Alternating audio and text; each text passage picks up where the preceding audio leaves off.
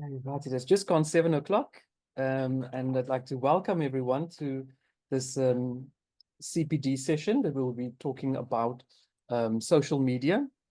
Our guest speaker tonight is Brent Janse van Vuuren, who is the Managing Director of Social Media 101 and a leading digital agency specialist in healthcare marketing. And with over a decade of experience in online marketing, Brent is passionate about helping brands and content creators navigate the complexity of the digital space.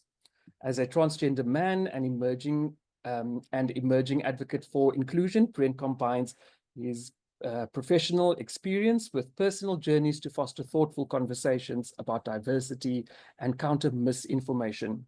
He is deeply committed to leveraging social media as a tool for impactful storytelling and meaningful advocacy. Brent's expertise spans digital strategy, content creation, media buying, and analytics, and ensuring brands achieve their goals while driving positive change in their communities. Quite an active presence on the main social media platforms like LinkedIn, Twitter, Instagram, Facebook, Threads, or Twitter rather, X. Brent combines a deep understanding of social trends with commitment to driving positive change for brands and communities alike. And with that, I'm going to hand over to Brent to start the presentation. And just a reminder for everyone to post their professional registration numbers for CPD points on the chat. Thank you. Over to Brent. Thank you so much, Robin, for the introduction. I'm just going to quickly share my screen.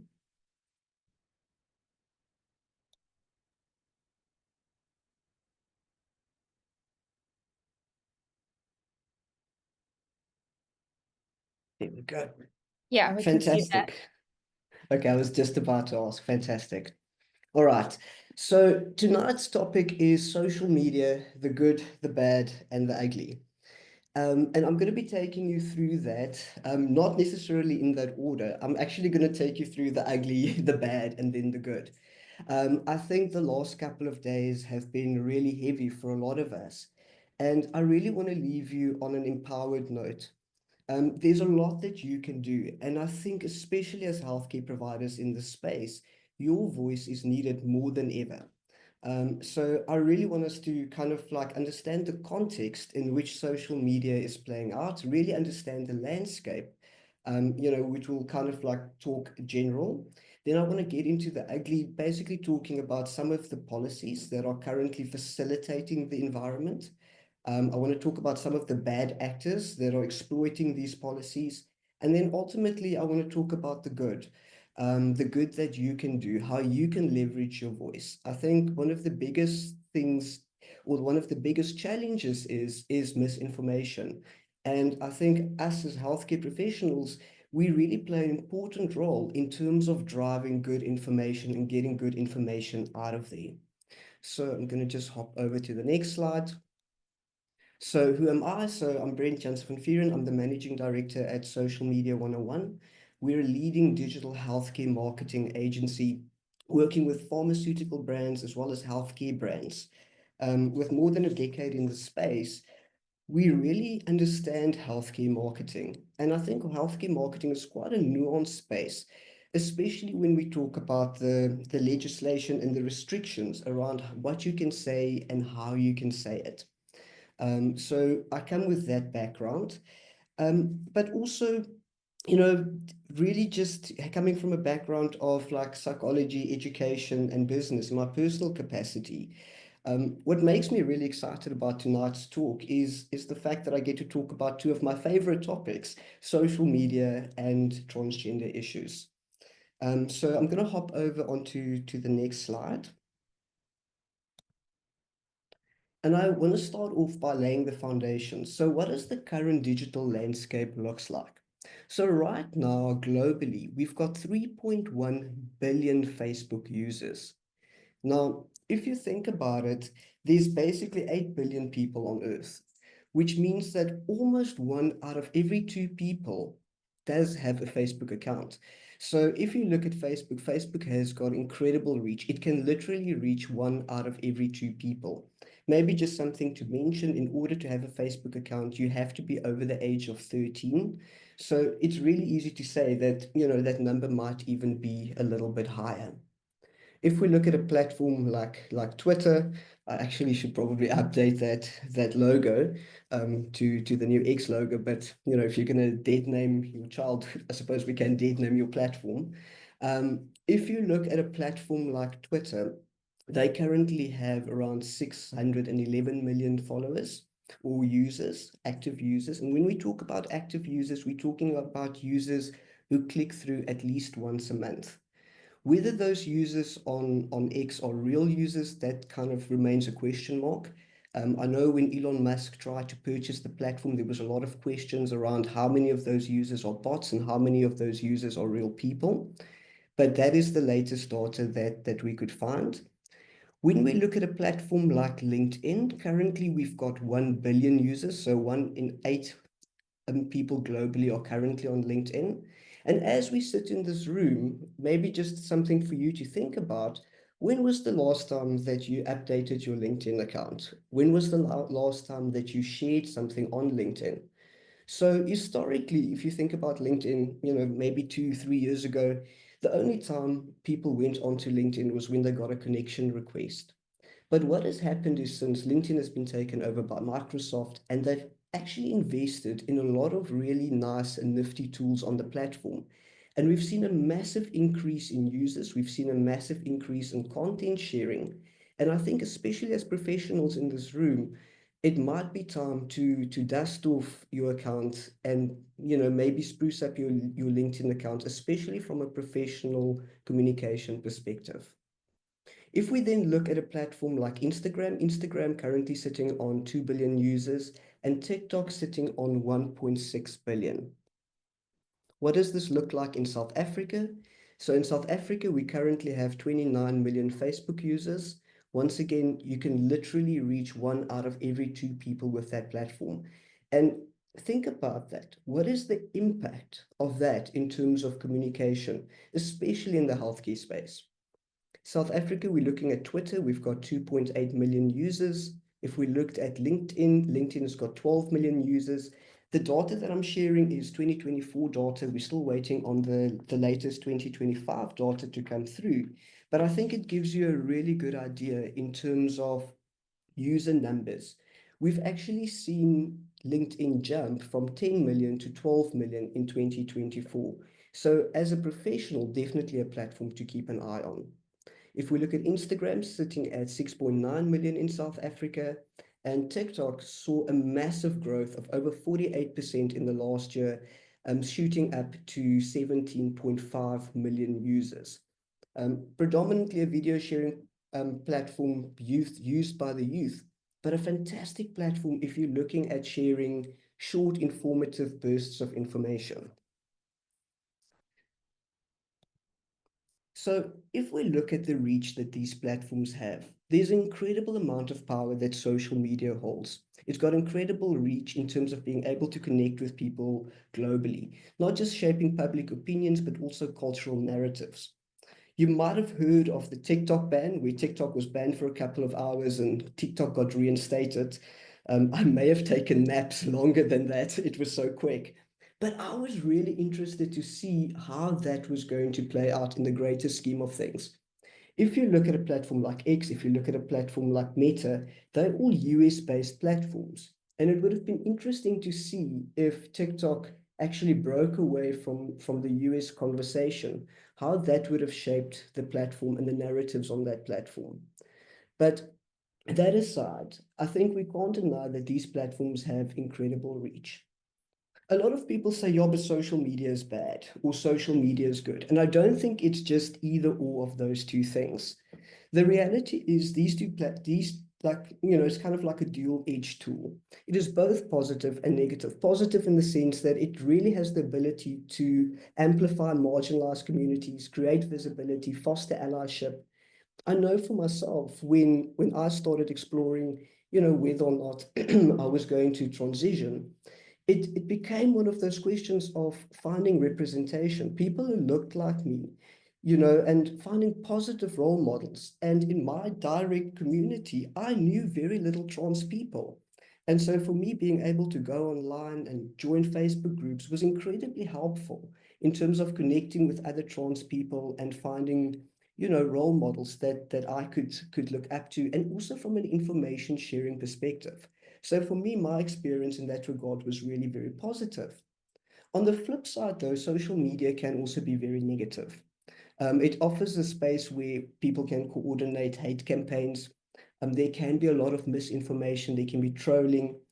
There can also be quite a lot of bullying in the space. And I think one of the main reasons why bullying and trolling is so rife on the platform is because a lot of people think that they are anonymous. So they can post whatever they want without real life implications.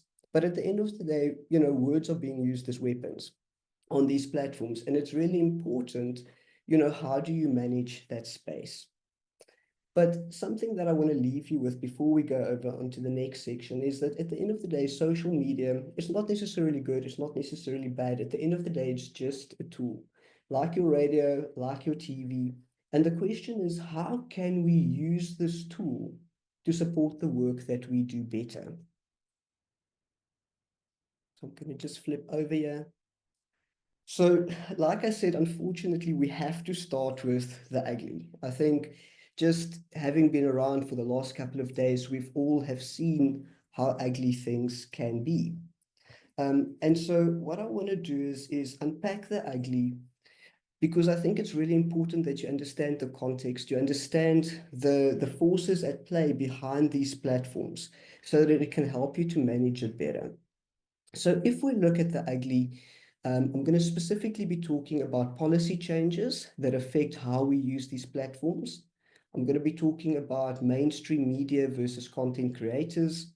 I'm going to be talking about monetization and the problem that actually poses for content on the platform and misinformation. And I'm going to talk a little bit about the algorithm. So when we start talking about policy changes, one of the biggest policies that has come up is probably the most recent one that Meta had implemented. So Meta had recently, literally last week, implemented a policy where you could call somebody mentally ill for being part of the LGBT community on Facebook or one of their Meta platforms. Now, that is a real big step back in terms of freedom of speech, potentially hinging on hate speech, and this becomes really, really difficult. In all fairness, I think Meta finds themselves in quite a difficult space in that they have to globally monitor and globally manage. And I think it's really hard to come up with legislation that manage globally. The challenge is because of what is happening in America, that's obviously shaped a lot of their policy decisions. So in the past, Meta used to be really, really good. They used to have something called a transparency center that they had set up where you could literally click through and you could see how many posts about misinformation have been taken down, which is really, really helpful to see how active they are. The problem is with this new policy is that it basically allows people to use words like mentally ill when referring to people within the LGBT community, which is obviously problematic. Other things that Meta had rolled out last week as part of this new policy is that on their messenger platform, they've taken away the non-binary and transgender themes. So previously, if you had set up a messenger chat with a friend or with a group, you could pick different themes that would live in the back of the screen. And so they've taken away their non-binary themes. They've also taken away their transgender themes as part of the new policy that they've rolled out. Let me just quickly hop through. I think I've got an example of what that looks like. So this is the new policy that they have updated in terms of we do allow allegations of mental illness or abnormality when based on gender or sexual orientation, given political and religious discourse about transgenderism and homosexuality. So that is the new policy that they have implemented. Another policy that was implemented by Twitter is the use of the word cisgender. So Elon Musk has basically decided that the word cisgender is considered a slur. And so should you use that word on X, your content will basically be throttled. Now, the challenge with this is it makes it really difficult to have these nuanced conversations. When we start talking about transgender issues, I think one of the biggest challenges we encounter is around language. And when we start limiting, words like cisgender, it makes it very difficult to have constructive conversations. So both these policies make it quite difficult in terms of being able to have constructive conversations. Another big policy that Meta implemented last week as part of this massive rollout was the removal of fact checkers. So historically, as part of this big transparency center that they had set up, they had, and I'm talking under correction, so don't quote me on this, but I think they had over 60 different organizations employed as fact checkers. So what that would basically be is if you see a piece of content that you're not happy with, you would report that piece of content, and one of these fact checkers will review your content and basically say, do they agree that this content is allowed to be on the platform, or does this content violate the current Meta policies? If it was a violation, the content would be taken down.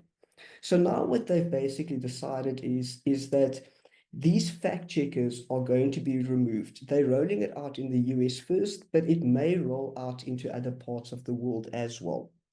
And what they are doing is they are replacing it with the same process that is currently being run on X, which is community notes. I'm not sure if any of you are familiar with community notes and how those work, but basically it relies on the community to self-moderate.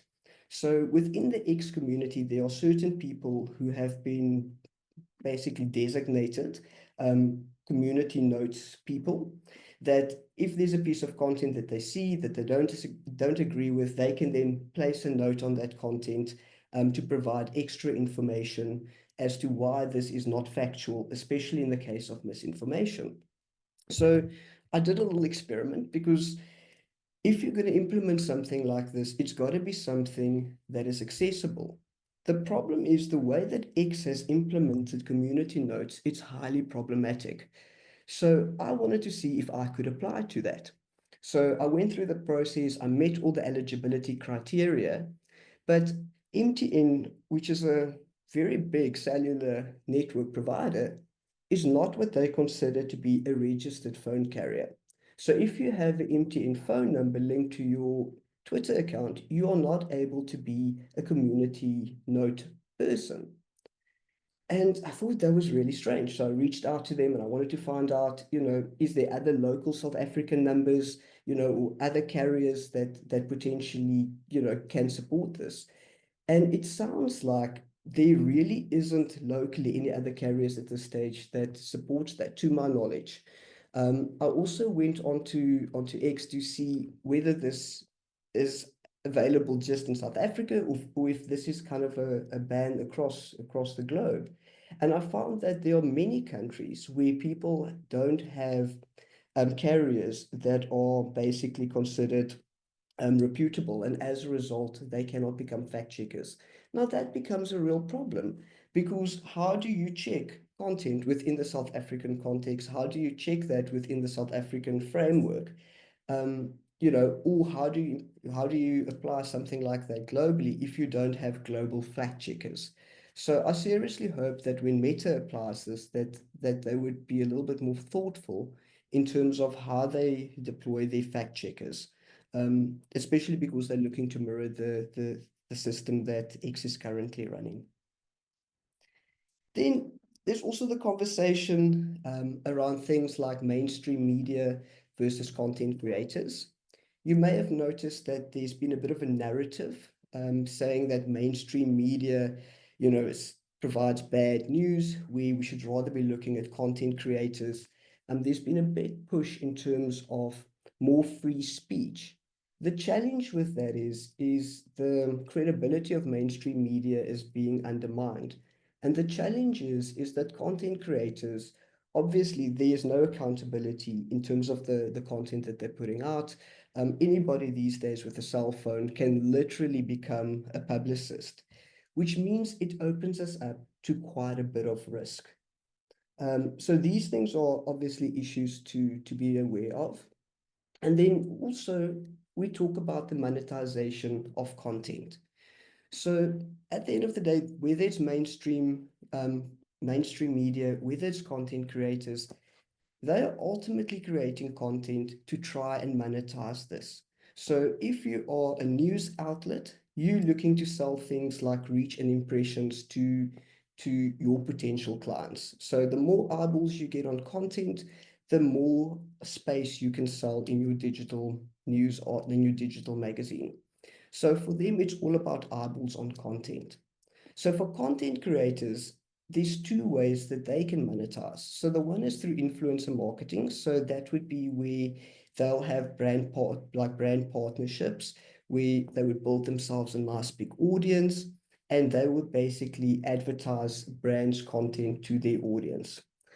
Another way that content creators also leverage and monetize their content is through actual advertising placed on the platform. So if you think about somebody like a YouTube content creator, when they create content, when that video plays, there's obviously little ads that pop up in between. Now they earn money from the amount of eyeballs or the amount of people that see those ads. Now X has brought in a very similar principle where if you sign up for a premium account and you have more than 5 million impressions within a 3-month period, you can be eligible for monetization. So there's a lot of people these days on X trying to get their accounts monetized, trying to hit that elusive 5 million impression mark so that they can get money out of advertising. So how does that work? When you post a piece of content on X, in your timeline, there's obviously all the comments, and in between the comments, they will slot advertising. And as a content creator, you'll earn a percentage of the paid media eyeballs that are in your timeline. So what this means is it's basically incentivizing content creators to create content that is more viral. What a lot of people don't realize is that what kind of content goes viral. The reality is they've done a study and they have found that misinformation or negative content spreads 6 times faster than positive content. So what often happens when the monetization aspect comes in is that a lot of these content creators are starting to look at controversial topics that they can clickbait in order to monetize more. And as a result, it also basically results in the spreading of more misinformation, which is obviously problematic. And then lastly, the algorithm. The algorithm is basically designed to keep you on the platform. So how does it work? Basically, Facebook, TikTok, Instagram, X, they all need you to keep coming back. Because the longer you are on the platform, the more advertising they can serve because that's how they monetize. So they really need to make sure that their platform is as sticky as possible. And this is where the algorithm comes in. So often what happens is you might click on something and the next minute you see more and more and more of that specific piece of content. And that is the algorithm at work. The problem with that is that you can easily find yourself in a little bit of an echo chamber. So let's say, for example, you have clicked on an anti-trans content piece. The next moment, a lot more of those similar content pieces will start showing up in your timeline. Or if you click on cat videos, it's just to kind of give you an idea. So whatever you click on, you will be served more of it. The challenge with that is it becomes a situation of confirmation bias. So suddenly everybody in your timeline is sharing your opinion and your perspective around a specific topic. Now, these issues make content creation and make social media potentially quite a difficult space. On the other hand, you then get the bad, which is the bad actors. And that is people coming onto the platform to exploit these gaps. And just to kind of talk about a couple of bad actors that are not necessarily related to the anti-trans movement, If you think back to Cambridge Analytica, there was a massive scandal around that on Facebook, where Cambridge Analytica basically ran a survey where they were data mining people and using that information as part of the election campaigning. Locally, we also had an example of that through Bell Pottingham. I don't know if you remember, but around 2016, 2017, we had the Bell Pottinger scandal where they came in and they had more than 200 fake accounts that they used on platforms like X to distribute misinformation and disinformation. And it really created a lot of racial tension. A lot of the communication was around things like white monopoly capital, and it really pushed us to the brink. There's a really nice documentary on it. So if you've got some time and you want to check it out, it's called Influence, where they actually interview Lord Bell Pottinger, and he provides input in terms of that campaign, but they also touch on some other campaigns that they've run and how they basically manipulate the narrative. And it's just something to keep in mind, because the narrative can be manipulated, the narrative can be controlled. And if bad actors control the narrative, what are they saying? So one of the things that we are starting to see is that there's a massive anti-trans movement that has come in. And I think by talking about it, we can better equip you to manage this. So what is the anti-trans movement? Well, basically, the anti-trans movement comprises of individuals, groups, and organizations opposing transgender rights, using things like social media to spread misinformation and to incite fear. The key objectives is to undermine trans rights in healthcare, perpetuate harmful stereotypes and narratives, and mobilize public sentiment against trans-inclusive policies. And on the backdrop of those policies, it really makes sense that a lot of them are making quite a lot of headway. So how do they do this? How do they undermine trans health care? How do they perpetuate these harmful stereotypes? Well, one of the ways that they are doing it, or rather, let me say five of the ways that they are doing it, is through things like disinformation and propaganda. We have all seen the memes online, we've all seen the posts circulating. And so this disinformation and propaganda is all about spreading false claims about trans healthcare, athletes, and rights to fuel public fear.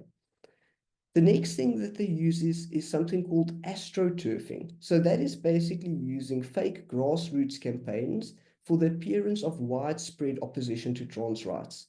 So when they create these fake grassroots campaigns, they might take a video shot in a complete different context, but because of the way they're framing it, they can frame it as being something on anti-trans. So they might, for example, take a video of a sports match where somebody got injured and use that as part of like the anti-trans narrative.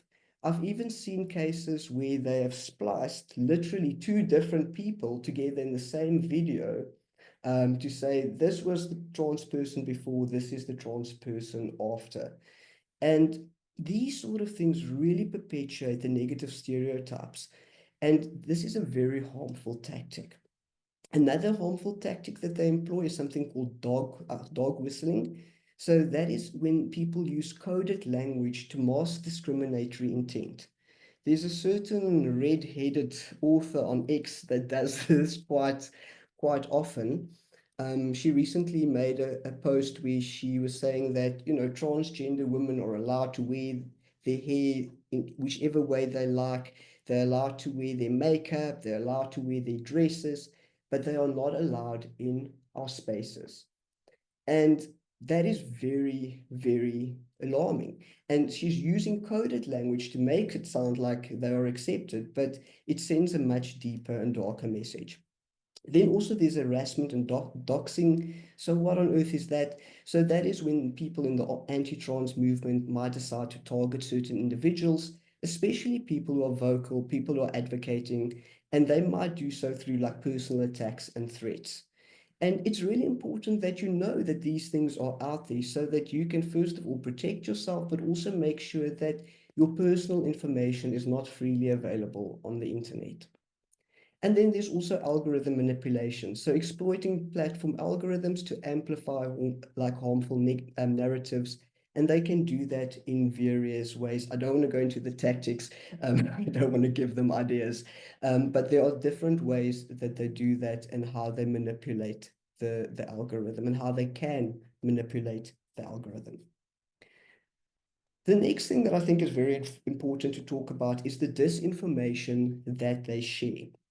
So the whole idea is, and I think we often get confused between what is disinformation and what is information. So misinformation. So what is the difference between disinformation and misinformation? So when we talk about disinformation, specifically, we're talking about false information that is deliberately created and spread to mislead and deceive people.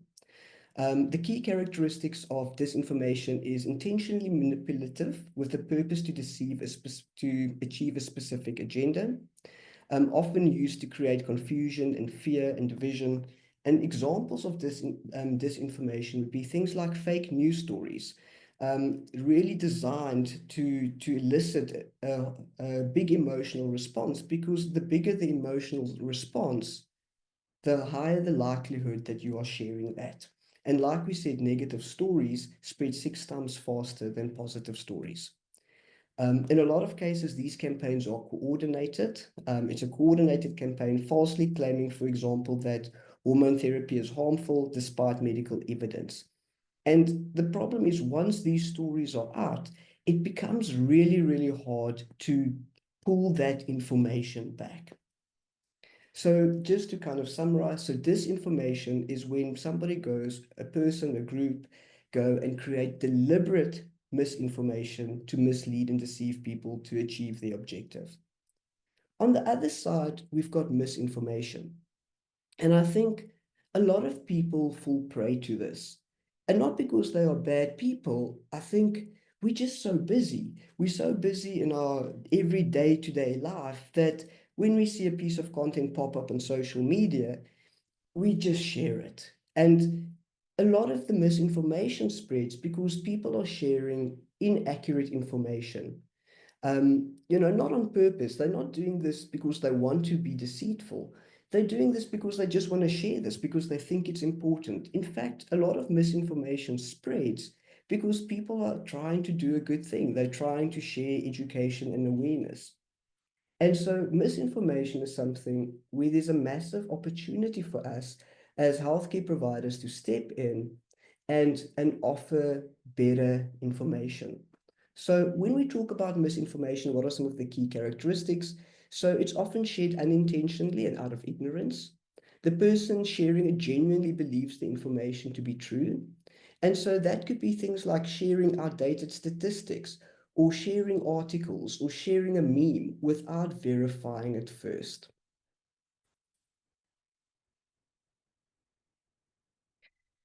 When we talk about misinformation, a lot of the people, like I said, that share this information most likely fall in what we call the movable middle. So if you think about it, and you think about the population as a bell curve, you've got your 5% on the right and you've got your 5% on the left. And these people tend to scream and shout the loudest. The 90% in the middle, the everyday Joe, they just want to get on with their lives. And that group of people, they just want to be happy. They just want to go to work. They want to take care of their family. They want to do good. The problem is, with disinformation, that group can be swayed. With misinformation, that group can be swayed. And that is where it's really important, as healthcare professionals, as NGOs, as trans activists, as allies, that we share better information to better equip these people, this 90% that sits here in the middle, so that they are able to spot content and go, nope, I know this is nonsense, and not share it accidentally. And yeah, really, education is power. We need better information. We need to encourage people to have nuanced thinking. And in a lot of cases, just by having that better conversation, we can plant that seed of that seed of doubt that, maybe there's another answer. Maybe it's not what I think it to be. And then I want to chat about the good. I think, enough with all the doom and gloom. The reality is there's a lot of good that we can do. And I think it's about where we are. I think sometimes we think, oh, but I'm just one person. What can I do in the greater scheme of things? The reality is you can do a lot. When we talk about influence, I mean, think about it. Why do you go to the restaurant that you go to? You go there because your friend recommended it and you trust your friend. People really value that one-on-one referral. And your voice is incredibly powerful. You don't need 1 million followers. You don't need 100,000 followers. Quite frankly, you don't even need 1,000. Even if you just have 100 or 10 people in your network with whom you're able to communicate, because if you can change the minds of 10 people, they can change 10 others, and it will have a ripple effect. We are a lot more powerful than what we know. So who are the stakeholders for good?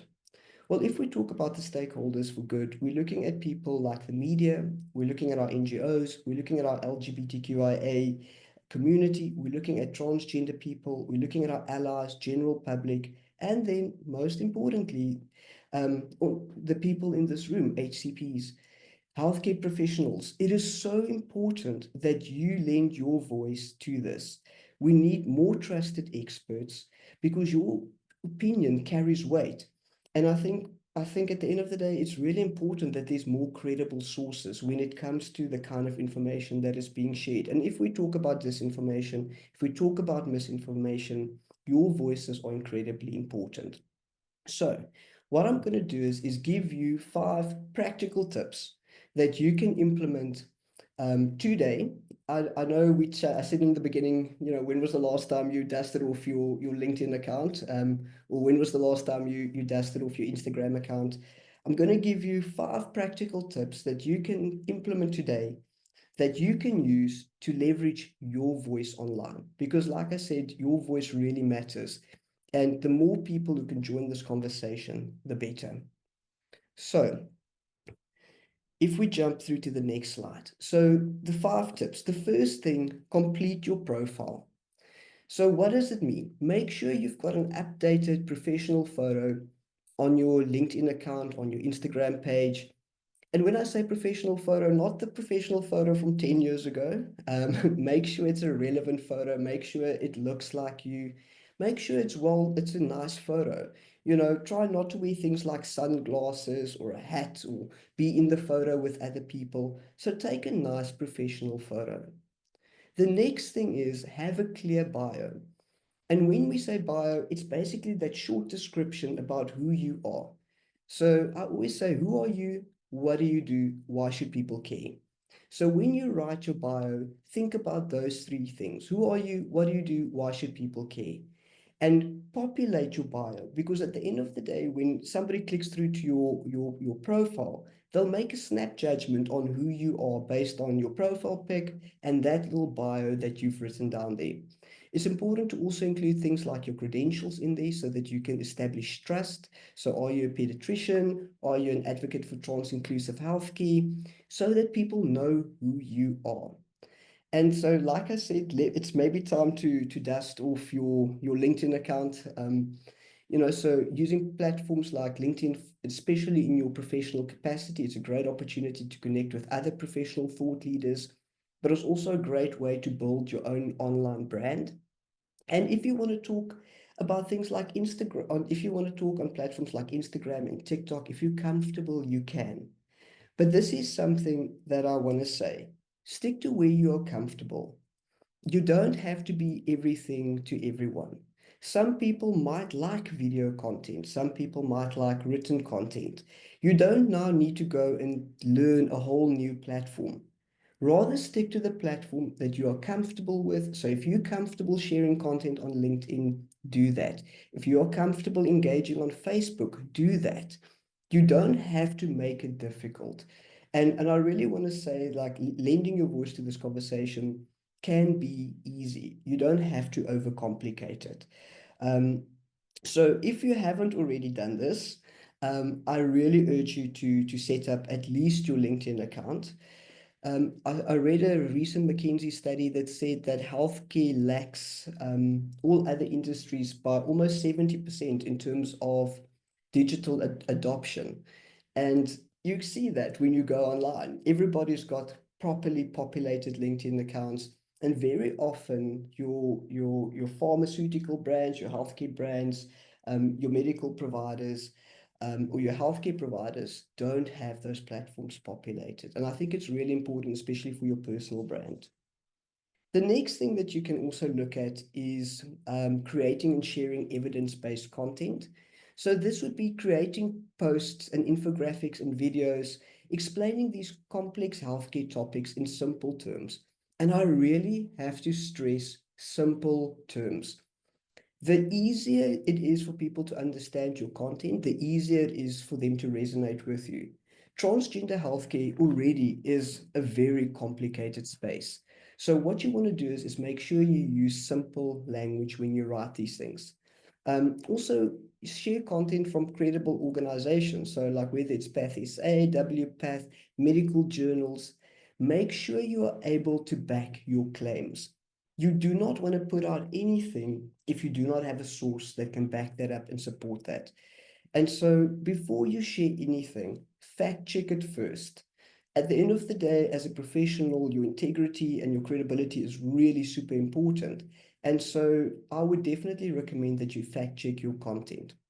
I did say at the top there, whether you want to do infographics and videos, and if that is your thing. Some people might prefer the written word, and you might prefer just to write something. Somebody else might choose to just post a photo with some text. What I want to say is it doesn't have to be complicated, and it doesn't have to be overproduced. I think a lot of people fall into this trap where they think that if I'm going to go on social media and I'm going to say something, it's going to take a lot of time and energy and effort, and it's got to be overproduced. It really doesn't. If you like writing, then write your post. If you like making videos, then make a video. Really stick to your strengths. There's no reason to do something that is outside your scope. So stick to what makes you feel comfortable. If we then hop over to the next section, and I think this is a very, very important part. It's like, how do you engage thoughtfully with comments and questions? So when you put out content, we can't pretend that this content will live in a vacuum. We have already kind of established that, it is a complex topic, and you may get somebody being confrontational. So I think it's really important that when you put out content, you are able to address those comments, questions respectfully. Something that I said the other day to a friend of mine, they were like, but it's so difficult when you're engaging with somebody online, and it becomes this back and forth and who's right. And they just don't like it. And I said to them, but you have to remember that when somebody makes a comment online, you might be responding to that comment, but you have to remember the greater context in which that happens. There is at least another 20, 30 people watching your response. So even though you are engaging with somebody who may not agree with what you have to say, it's an opportunity for you to clarify your position, to tell them why you believe that this is in fact the right thing to do. So keep in mind that when you respond to comments online, you are not actually responding to the person who made the comment. You are responding to everybody else who needs more clarity and who needs more information. I think it's also really important to set healthy boundaries in terms of what you are willing to engage with and what you are not willing to engage with. There are also people online who are not engaging in good faith. And if you bump into one of those trolls, there's no reason for you to engage with them. There are platform tools like blocking, reporting. There's no need for you to engage. And so a lot of people often ask me, but Brent, how do you know that somebody is a troll? So there's a couple of things that you can look out for. So the first thing is when somebody comments on a post, look at the kind of language that they're using. Are they being very aggressive? Are they being abusive? because I can almost guarantee you that 9 out of 10 times that those are troll accounts. Most people don't react like that. So when somebody comes at you very aggressively or abusively, I can almost guarantee you it's a troll account. The next thing that you can do is look at their profile picture. Is that a real picture? Or is that a picture of a dragon or a lion or some other non-human thing? Because often these fake accounts would use, fake profile pictures. Sometimes they use AI pictures, sometimes they'll use celebrity photos. So it's not always that easy to tell, but most of the time you can quickly tell if you're talking to, a lion or a daffodil, you'll quickly know that that's not a real person. The next thing to look at is what is their name? Is their name a real person's name, or is it just a bunch of like mixed up numbers? Because that will also give you an idea whether you're talking to a real person or not. If you're still not certain, another way is to actually click through to their profile. Have a look at their bio. What does it say in their bio? Sometimes their bios are very obvious that they are part of the anti-trans movement. And then you know that maybe this person, is a troll and not ideal to engage with. You can also kind of look at their timeline and see what other kinds of content are they posting. And it's good to do that, especially if you are going to engage with somebody who might be a little bit more abrasive and you think that responding to them could be valuable to your greater audience. It might be worth it just to kind of do a quick check to see who are they, is it a fake account? What are the other topics that they talk about? Because that can also help you in terms of how you respond to them.